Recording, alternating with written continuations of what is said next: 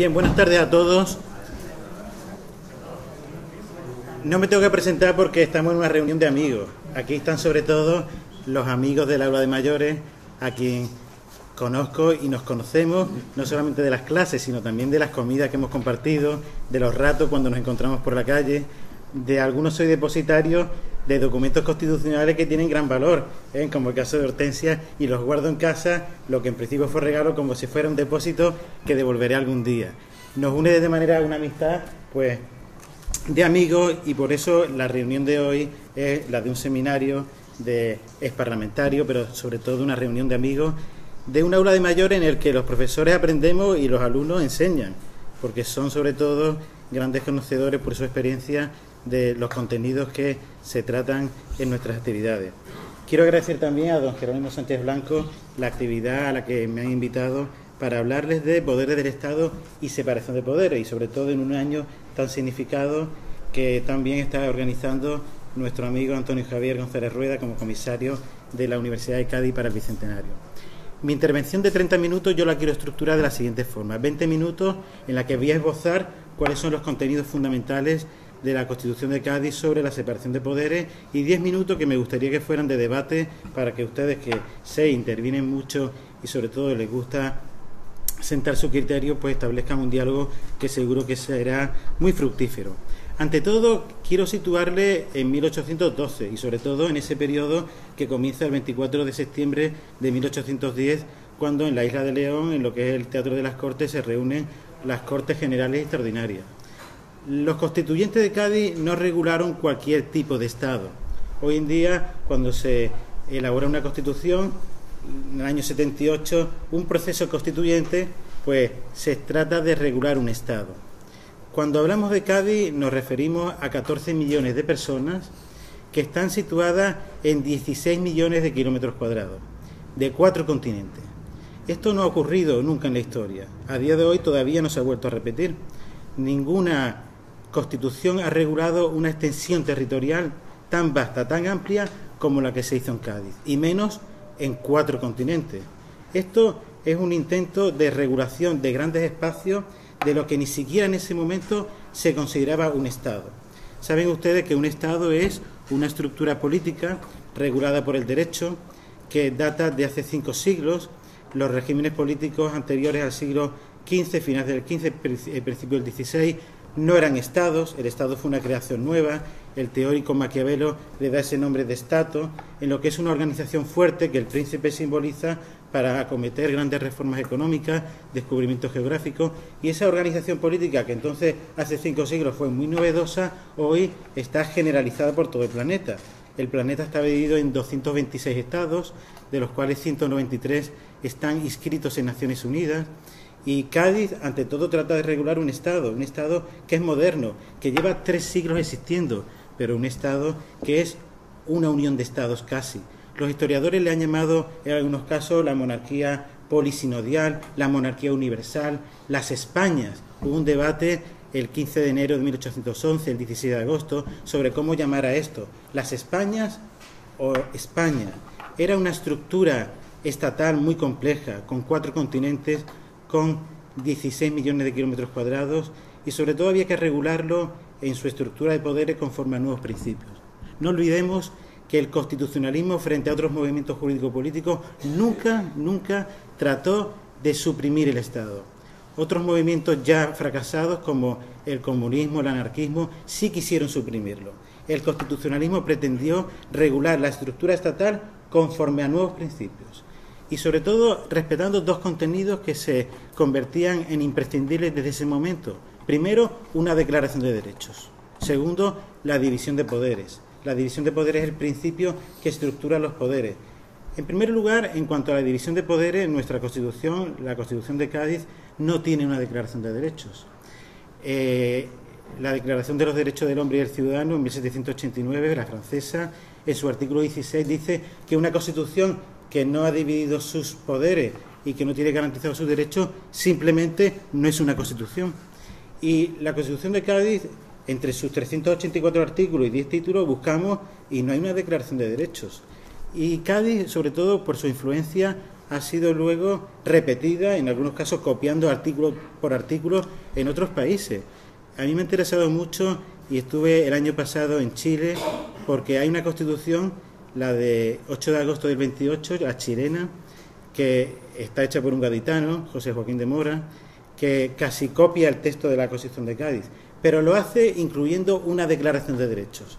Y hay 10 artículos en los que los derechos fundamentales y libertades públicas se van detallando uno tras otro. En Cádiz no hay declaración de derechos, están dispersos por el articulado, la libertad de imprenta, los derechos de la burguesía, la seguridad, la propiedad, la libertad, pero no hay declaración de derechos. En Cádiz, en segundo lugar, como decimos, se regulan grandes espacios territoriales. ¿Y esto cómo se hace? Pues se hace con un principio que complementa la división de poderes que Carlos Luis de Secondat, el señor de la Bret y de Montesquieu había acuñado, legislativo, ejecutivo, judicial, pero junto a esa separación horizontal hay una división necesariamente vertical, una separación territorial de poderes. Así que los poderes están divididos necesariamente horizontal y verticalmente. Nosotros nos vamos a la Constitución de Sicilia, que está copiada de Cádiz, incluso hubo un proyecto de Constitución para el Vaticano, también copiada de Cádiz, pero en todos esos textos, y me refiero por ejemplo al anterior que he citado del chileno, se dice: la Constitución se basa expresamente en la división de poderes, quedando prohibida la comunicación entre ellos. En Cádiz no se dice en ningún momento que los poderes están divididos, y menos que hay una prohibición de comunicación entre ellos. Sin embargo, sí encontramos de manera tácita una separación de poderes, porque el título tercero habla de las Cortes, el título cuarto habla del Rey, el título quinto habla de la administración de justicia en el orden civil y criminal, así que los poderes realmente sí quedan divididos. Pero quedan divididos bajo una proclamación que don Jerónimo Sánchez Blanco ha definido muy bien, a partir de una titularidad de la soberanía que pertenece a la nación. Ese es el presupuesto fundamental de la división de poderes, porque si hay una lucha, hay un problema, hay una solución en Cádiz, fue que la titularidad de la soberanía se sustrae a un sujeto, al rey, y se le concede a otro. Y ahí detrás, no lo podemos olvidar, está la burguesía. Hay muchos autores, y el Bicentenario da lugar a una gran revisión bibliográfica, historiográfica sobre Cádiz. Pero hay un autor que, sin ser jurista, sin ser politólogo, fue uno de esos renacentistas que ha dado España y que da cada ciertos años, que fue Marañón, pues dibuja en el prólogo a un libro de referencia que es El Cádiz de las Cortes de Ramón Solís, y nos dice algo que es muy sensato y sin esa terminología jurídica pues nos aclara mucho. La nación que se crea en Cádiz es una nación en términos jurídicos. El término nación para el derecho surge en Cádiz. Antes hubo una nación en términos políticos, en términos sociológicos, culturales. La primera vez que se utiliza el término nación fue para hacer referencia a una división eclesiástica. En el Concilio de Constanza de 1414, la nación es una división eclesiástica, pero para el derecho, la nación española nace en Cádiz. Antes una estructura estatal. Para el derecho, la nación surge en Cádiz. Y dice Marañón, resumiendo lo que habían dicho otros politólogos, que en esa creación está la burguesía de 3 ciudades. Siempre hay 3 ciudades, igual que el constitucionalismo es la obra de Filadelfia, de París y de Cádiz, a nivel del constitucionalismo clásico.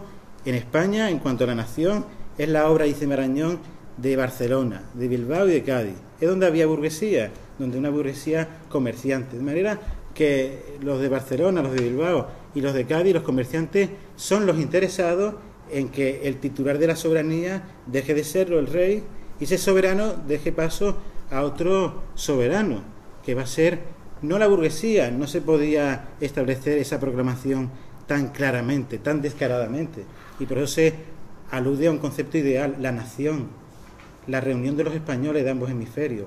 Esa nación va a ser el titular de la soberanía, pero esa nación, no lo podemos disimular, esconde una burguesía que a través de un sistema electoral con sufragio censitario hace que solamente la burguesía, algún clero alto y algunos funcionarios tengan el poder. La mayoría de la población queda fuera del poder. Y por eso estamos hablando de una Constitución muy importante que inaugura el Estado de Derecho en España, pero no el Estado democrático. Aun así, se trata del sistema electoral más avanzado del momento.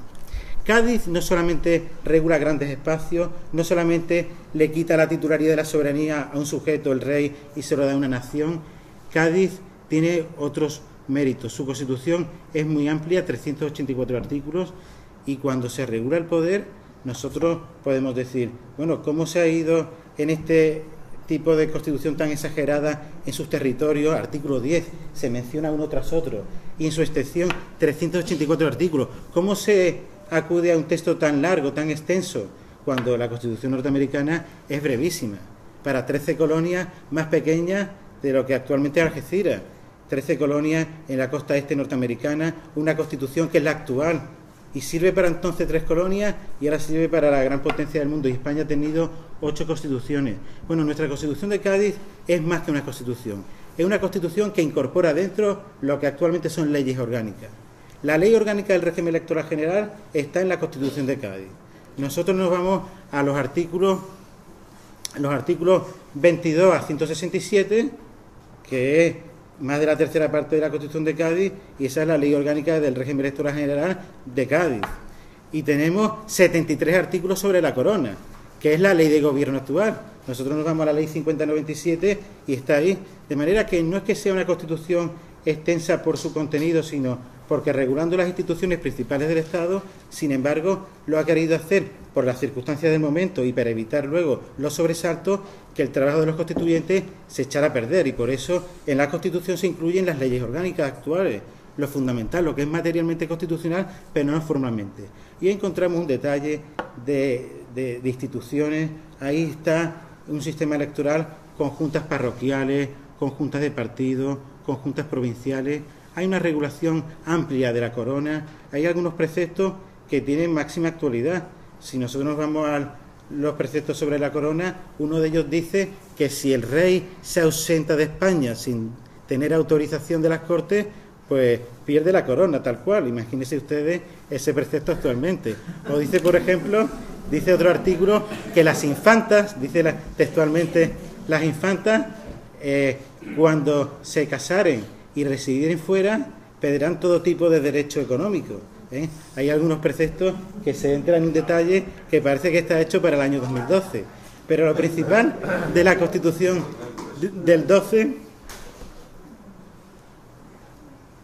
es que se produce lo que un profesor de la Universidad de Oviedo ha explicado muy bien, que es el entendimiento dualístico de la soberanía. Una vez que al rey se le ha quitado la soberanía y se le ha dado a la nación, se distingue, y esto es lo esencial, lo que hay detrás de tantos artículos, se distingue lo que es la titularidad del ejercicio. Y la titularidad pertenece a la nación, pero su ejercicio pertenece a lo que se llamó entonces los burgueses de la metrópoli.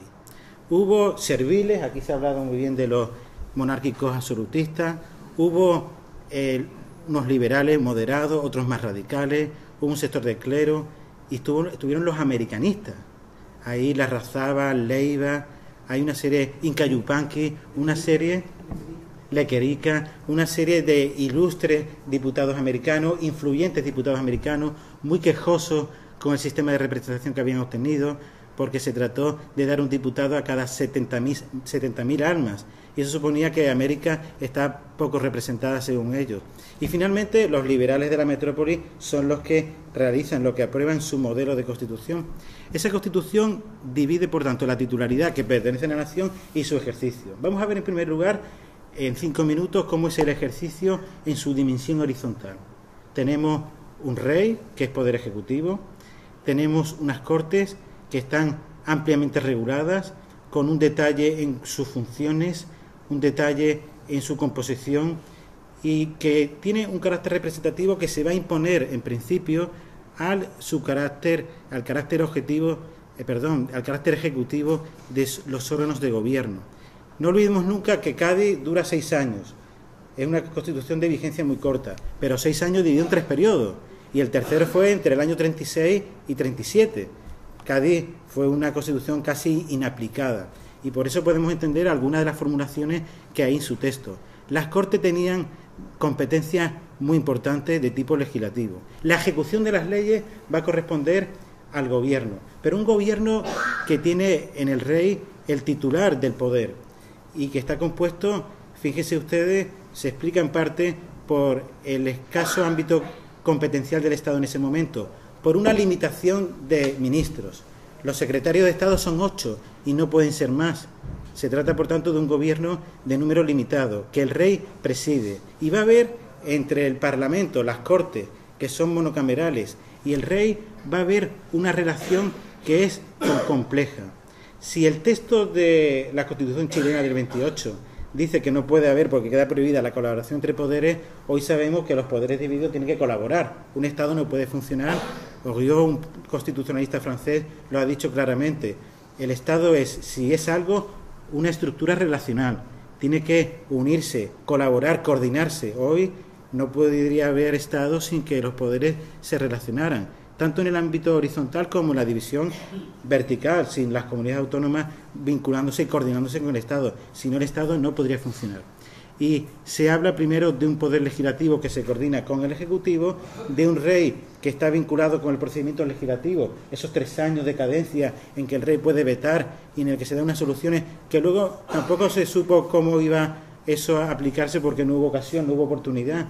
Y luego un poder judicial que es un poder judicial muy moderno, donde las notas de exclusividad de los jueces está presente, donde la Santa Inquisición, que poco santa y que Inquisición queda abolida, se complementa con la definición. Ahí se habla de tribunales y de administración de justicia. Y hay un artículo que se refiere a una definición del Poder Judicial que nuestra Constitución actual sigue manteniendo, la de juzgar y hacer ejecutar los juzgados. Eso ya está presente en Cádiz. En Cádiz se hace, por tanto, es una división de poder legislativo, de poder ejecutivo y poder judicial.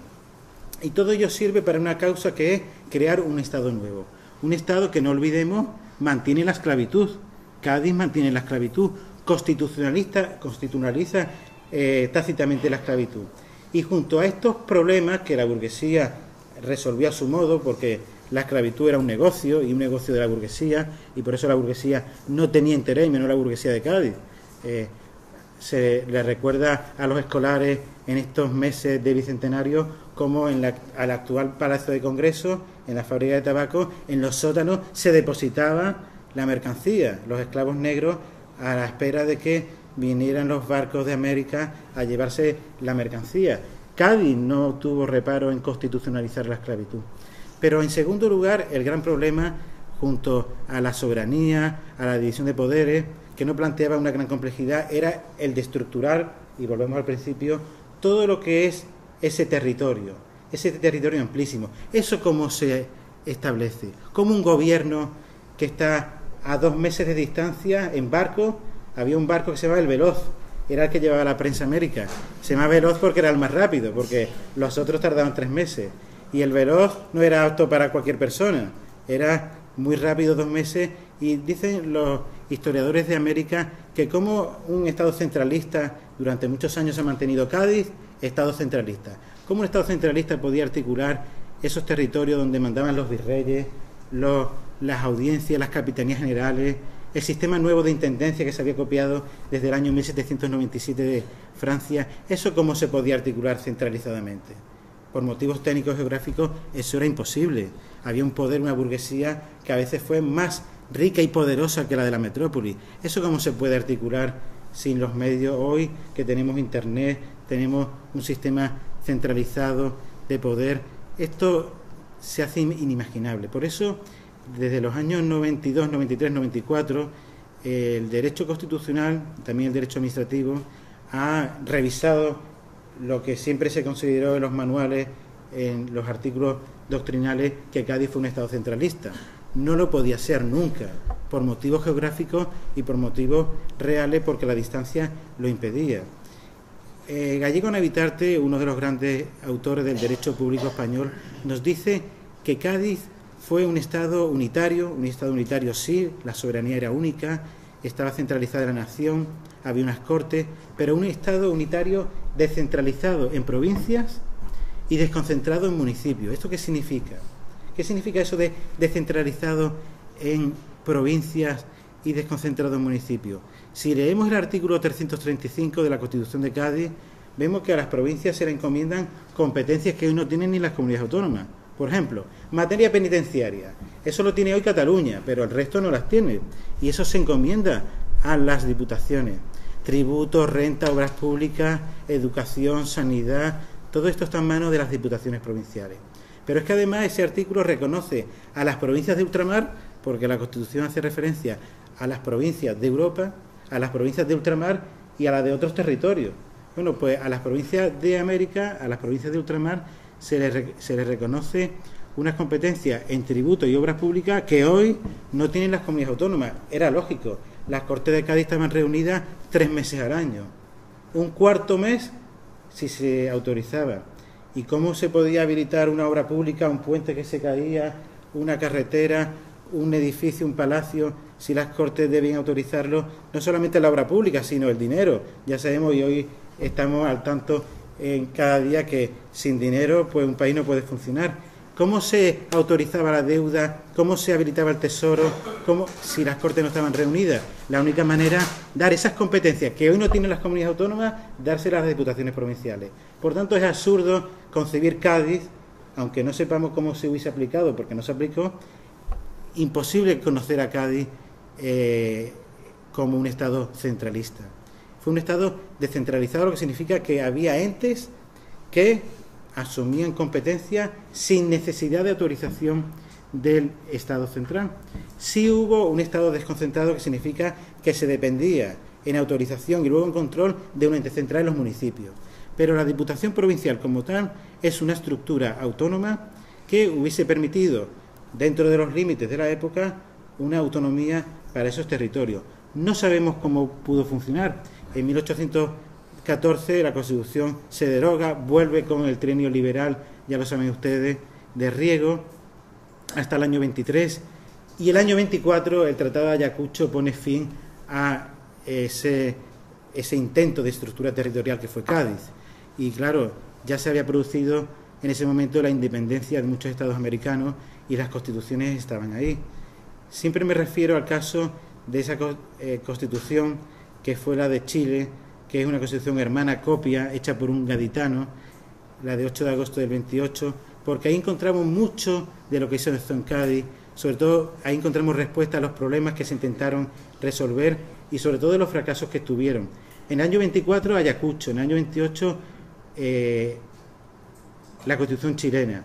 Un gaditano en un país que proclama su independencia en una ciudad de Concepción, muy cercana a una ciudad que se llama Constitución. O'Higgins fue de Concepción.